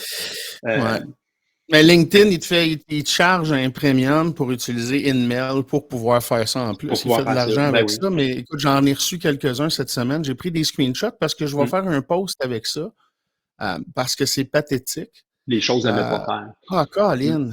Et il y a des business qui pensent qu'ils ont des bonnes pratiques. Là. Non, tout ce qui est cold call, là, dans mon livre à moi, là, comme dirait Stan dans les Boys, là, dans mon livre à moi, tout ce qui est cold call, cold email, cold whatever, là, ça se fait plus. Il faut plus faire ça. C'est la meilleure façon de frustrer le monde. Puis quand ils deviennent assez frustrés, le problème, c'est qu'en plus, ils vont parler de toi négativement parce qu'ils vont dire, regarde, ces morons-là, qu'est-ce qu'ils ont fait, puis ils vont partager le message qu'ils ont reçu, puis ils vont parler en mal de l'entreprise. Ça fait que non, faut pas faire ça. Bien d'accord. L'actualité récente, une nouvelle qui t'a marqué dernièrement dans l'actualité, puis qui a peut-être passé sous le radar, qui mériterait un peu plus de visibilité ou qui t'a surpris? Ouais, ben c'est sûr, je suis beaucoup des aspects macroéconomiques, là, puis ces aspects-là de l'impact de la pandémie, l'impact de la Russie avec l'Ukraine, l'impact de la Chine, tu sais, toutes ces choses-là. Ça m'intéresse. C'est drôle parce que je m'intéresse à ça, mais je m'intéresse beaucoup aussi aux aspects, à l'histoire. Puis je m'intéresse, mon échappatoire, c'est de partir pour des longues randonnées pendant 5 jours de temps en autonomie, tout ça, là, tu sais. C'est vraiment... Fait que autant je suis très branché techno, ben autant j'ai besoin de me déconnecter complètement. Fait que dans l'actualité, c'est ça, il y a des aspects comme ça qui ont attiré mon attention. Il y en a beaucoup de ce temps-là, hein. Disons qu'il y a un petit peu pas mal d'actions. Il y a pas mal d'actions, c'est ça. Des choses qui sont inquiétantes. Mais sinon, ce qui a fait beaucoup parler dans mon domaine, ben, c'est le fait qu'en Europe, la France et l'Autriche ont comme donné des avis légaux là, que certains outils comme Google Analytics, qui est hyper populaire, qu'ils ne seraient pas conformes à la loi. Fait que là, il y a comme un mouvement de panique. Là. Qu'est-ce qu'on fait avec ça? Faut-il l'enlever? Faut arrêter de l'utiliser? C'est comme, non, attendez, là. Toutes les autres alternatives sont meilleures, puis nous traquent moins. Évidemment. Les compétiteurs en profitent. Mais c'est ça, il ne faut pas paniquer avec ça. Là. C'est un peu comme la fin des cookies tiers aussi. Là. Genre, je vois des messages très alarmants, tout ça. Là. C'est comme, j'utilise un furteur Brave au lieu de Chrome ou au lieu de Firefox ou... Ceux qui utilisent Safari aussi déjà sont déjà dans ça. Safari, c'est ça. Ouais. Ils bloquent déjà les cookies tiers. Puis c'est déjà commencé. L'Internet puis le web marchent encore. Là. Il n'y a pas eu d'apocalypse. C'est sûr que Google, de par sa position dominante, lui, c'est cookie tiers à lui. Lui, il ne veut pas trop en perdre, hein, pour pas perdre d'argent. Puis là, il va dire... d'autres façons. On va essayer le floc. Non, là, ça va être les topics. Fait que là, on est en train de regarder ça. Comment on peut faire de l'argent sans trop en perdre, puis en respectant la vie privée de nos clients. Puis là, pendant ce temps-là, il y a Facebook qui blâme Apple pour une perte de revenus de 10 milliards. C'est comme, allô? Mais le gros mouvement qui se passe avec ces joueurs-là, puis la nouvelle que tu dis, pour ceux qui ne le savent pas, c'est que, par exemple, j'ai une business en Europe, j'utilise Google Analytics. Les serveurs de Google Analytics sont aux États-Unis. Donc là, l'Europe qui dit, hey, là, tu envoies des données personnelles confidentielles des gens européens aux États-Unis. Et les États-Unis, ben, ils ont des règles et politiques qui sont différentes. Si je ne m'abuse, corrige-moi, par exemple, que des États du gouvernement ou autres il y a un acte qui ont accès aux données, ils pourraient avoir accès dans le fond aux données de Google, c'est ça? Oui, ils peuvent demander l'accès aux données à n'importe quel moment, mais il y a des règles quand même, c'est pas un free-for-all quand même, là, mais il y a des règles, mais c'est vraiment en opposition avec la mentalité de la culture, justement, et des lois européennes. Puis, dans le cas précis de Google Analytics, ce qui arrive, c'est que même si on n'envoie pas des données personnelles comme le email, le téléphone, le nom, des choses comme ça, juste par l'information technique qui est envoyée, entre autres l'adresse IP, l'identifiant du browser et aussi un fameux cookie qui est un identifiant unique, ben là, ce que les Européens disent, que la Cour a dit, c'est que ça, c'est suffisant pour être considéré, c'est considéré des données personnelles. Et ça permettrait à des Men in Black américains d'identifier des individus qui sont en Europe et de les suivre à la trace, des choses comme ça. On est rendu Mais là. il va y avoir des suites à ça. Tu sais, ça se passe à un niveau tellement élevé. C'est La juridique, politique c'est va politique. s'ajuster. Ah oui. J'espère, entre guillemets, qu'ils vont s'entendre, que ça ne deviendra pas une guerre Ben, tu sais, technique. si tu penses au lobby des entreprises américaines auprès du gouvernement américain, c'est sûr qu'ils vont mettre de la pression pour dire non, on n'ira pas ouvrir, on ne va pas se priver de milliards de revenus, de dizaines de milliards de revenus. Puis même le gouvernement va certainement dire oui, mais là, c'est parce que ces revenus-là, si c'est des entreprises légales qui sont en Europe avec des données en Europe et tout ça, ils vont payer les taxes en Europe. Le gouvernement ne voudra pas se priver de tous ces revenus-là. C'est sûr qu'il va y avoir quelque chose qui va se Ça va passer. bouger. Il Ouais, ne faut pas que ça devienne une guerre. Moi, j'utilisais une guerre commerciale de protectionnisme dans l'univers Internet. Ouais. L'Internet, à la base, n'a jamais été conçu. Un des principes de base de l'Internet, c'est que les choses sont distribuées. Puis qu'il n'y a pas de protectionnisme. Mais là, à cause des lois... Il n'y a pas de frontières dans ce sens. Ouais. C'est ça. Mais là, ce qu'on voit, c'est que la Russie veut se créer son genre propre Internet. Là, l'Europe, est-ce que ça s'en irait vers ça? Parce que la Chine l'ont déjà. la Russie, Chine aussi. ils l'ont déjà aussi. Ouais. C'est Est-ce ça. que si l'Europe c'est ça, puis les États-Unis, Canada, là, on arrive avec des différents Internet, ça arrive pas. Non, c'est ça, ça va. Puis, ce qui est embêtant aussi, si on fait le lien avec nous au Québec et au Canada, à cause de ces lois-là américaines, la loi dit non seulement, peu importe où sont stockées les données, mais si tu es une entreprise américaine, ça s'applique. Même si les données sont en Europe. Voilà. Revenons à notre cas de Equifax, qu'on a parlé. Oui. Equifax, c'est une entreprise américaine. Ouais. Toutes les données des Canadiens sont disponibles chez Equifax. Il y a Equifax Canada qui existe, qui est une entité légale. Okay. Mais, ultimement, l'entreprise, c'est Equifax, qui est une entreprise américaine. Donc, là, je ne sais pas, je ne suis pas avocat, mais mon opinion, mon impression, c'est que est-ce que les données des Canadiens sont disponibles aux États-Unis? Ma petite suspicion, c'est que oui. Et là, même ce qui était stocké localement au Québec sur nos beaux serveurs québécois, même dans peut-être même le parapluie d'Equifax Canada, ça reste que la compagnie, c'est Equifax. Et il y a des lois aux États-Unis qui font que c'est une compagnie américaine. Et fait que je pense que c'est ce morceau-là qui va bouger. Je ne suis pas certain à 100% de mon affirmation, mais disons que c'est un questionnement à avoir. Et ce genre de questionnement-là est vrai pour toutes les entreprises avec qui on fait affaire, qui sont des entreprises américaines. Est-ce que les données personnelles se retrouvent là-bas? Encore là, bon, certains vont dire rien à cacher, tout est beau, blablabla. C'est là qu'on arrive avec, c'est un peu cette ironie-là, puis cette déconnexion-là comme consommateur. Ouais. C'est comme tu dis, ben Christy, j'aurais jamais le pouvoir, de le savoir, puis de... Non, c'est ça. C'est compliqué. C'est comme... j'abandonne. Puis j'ai l'impression que c'est un peu ça le mouvement qui se passe. C'est malheureux parce que là, on est à un point où est-ce que on peut reprendre le contrôle. La technologie nous le permet maintenant. C'est ça. C'est ça. Ça va être... J'aime beaucoup le dicton « Si la jeunesse savait et si la vieillesse pouvait ». Oui. Qu'est-ce que tu aurais aimé apprendre bien plus jeune? Quand j'étais plus jeune, là, je voulais... je ne sais pas pourquoi je me suis ramassé en informatique, parce que ce que je voulais faire, c'est habiter sur une ferme et avoir des animaux.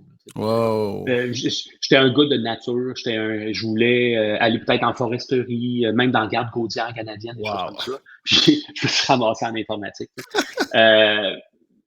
J'aurais eu une vie complètement différente. Est-ce que j'aurais été plus heureux, moins heureux? Je ne sais pas. On a juste une vie à vivre. Mais là, je suis content du cheminement que j'ai fait. Puis, je suis satisfait avec ça, puis je m'amuse encore.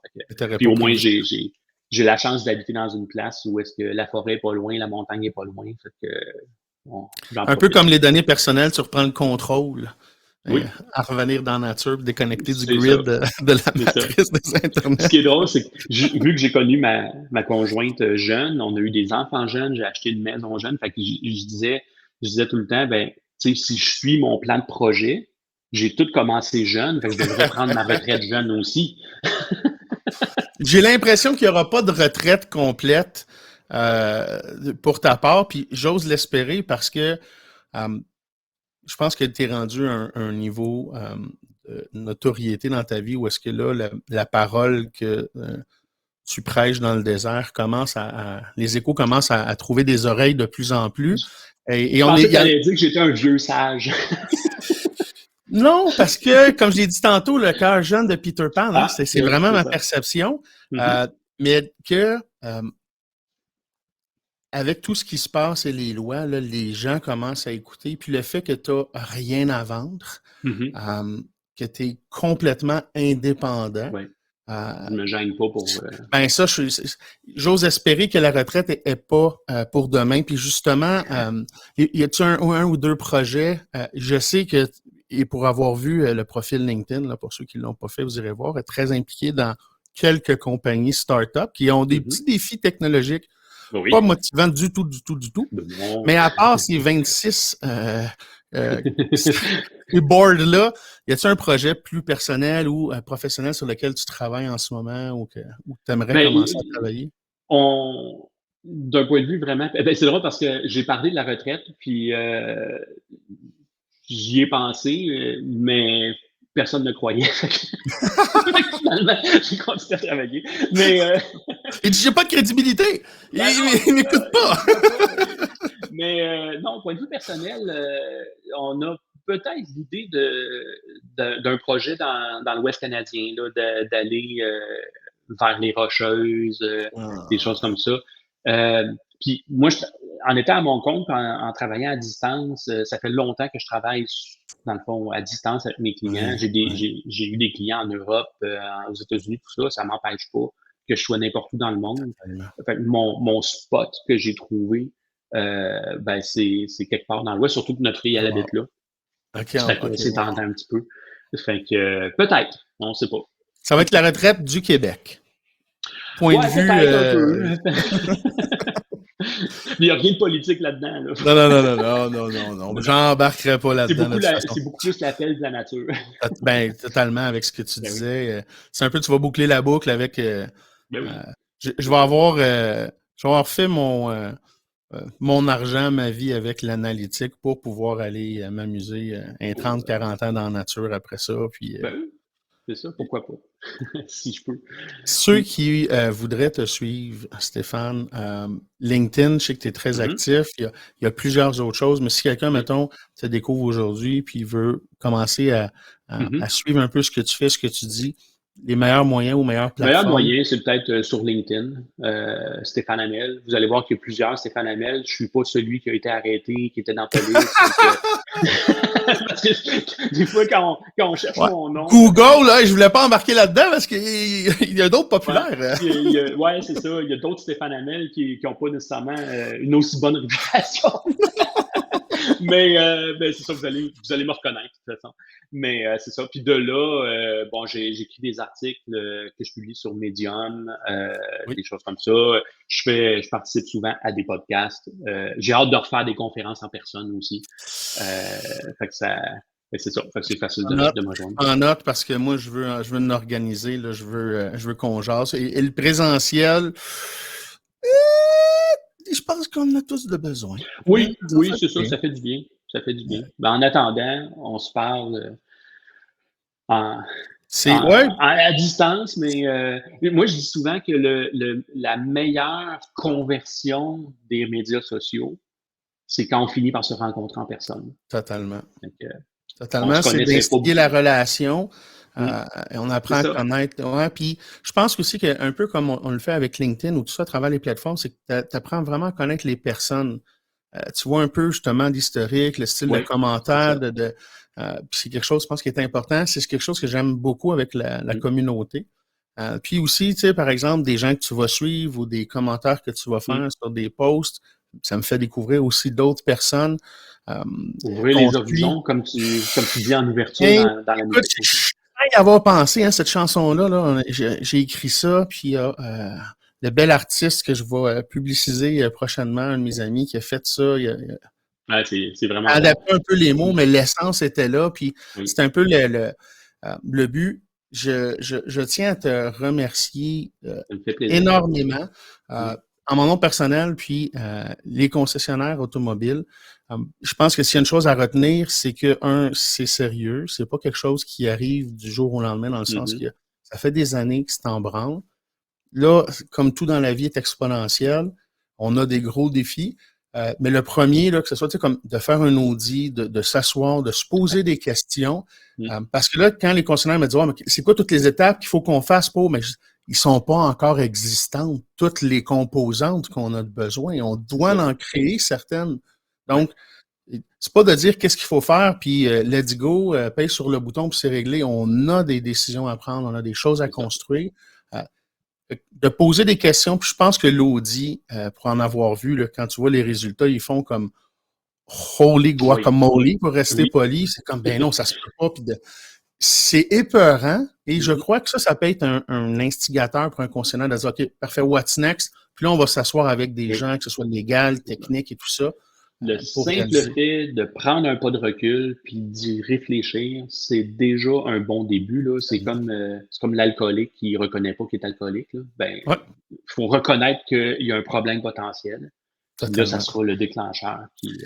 On a une dépendance aux données privées non sollicitées, on va le dire comme ça. On trouvera un nom pour cette dépendance-là.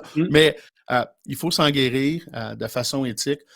J'espère aussi que je vais avoir réussi à inspirer des gens par ton approche.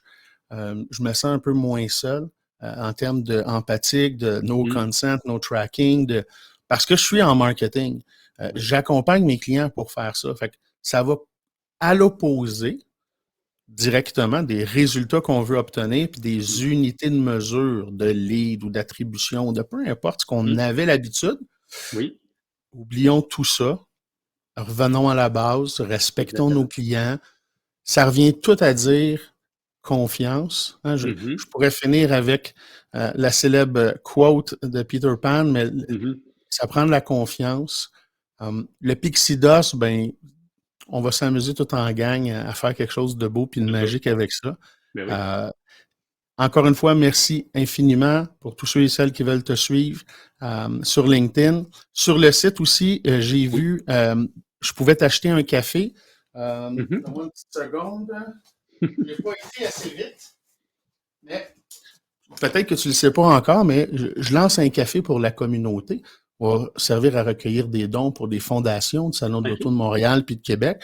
Fait que c'est un petit café. Ça va être comme ma courroie de transmission de marketing pour la communauté pour l'excuse de se réunir. Super belle initiative. Donc, on se reparle dans quelques secondes après l'épisode parce que là, je vais t'envoyer ton kit de départ de caféinomane de la communauté. J'aurais aimé ça que tu aies ça en main pour ce podcast-là.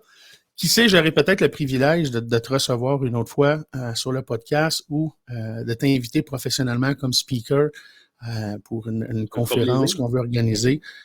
Je pense que en plus, Made in Québec, tu as une expertise mondiale reconnue, mais Made in Québec, c'est qu'il y a une particularité qu'on a au Québec, puis la loi 64 encore en est une preuve, mais on doit faire les choses made in Québec en grande partie parce que c'est pas les compagnies américaines et canadiennes qui vont avoir le réflexe pour le marché québécois et francophone de développer les outils. Que je vais souhaiter une très, très belle journée à tous ceux et celles qui nous écoutent. Merci. En rediffusion sur toutes les plateformes audio de podcast et audio-vidéo sur LinkedIn, YouTube et Facebook. Je vous souhaite une très agréable fin de journée parce qu'on est entre deux fins de mois. On prend ça relax, l'éloge de la lenteur, moins de vitesse. Je vais peut-être aller te rejoindre dans le bois. Des raquettes, pour moi, par exemple, un peu trop pesant. On va peut-être t'accompagner. Je passerai en avant de toi pour... ben OK, c'est bon. Travail d'équipe, et voilà. Ben oui, c'est ça. Merci, Stéphane. Un gros merci, Dominique. C'était vraiment agréable. Merci. On se reparle très prochainement. Salut. Faut savoir agir entre deux fins de mois.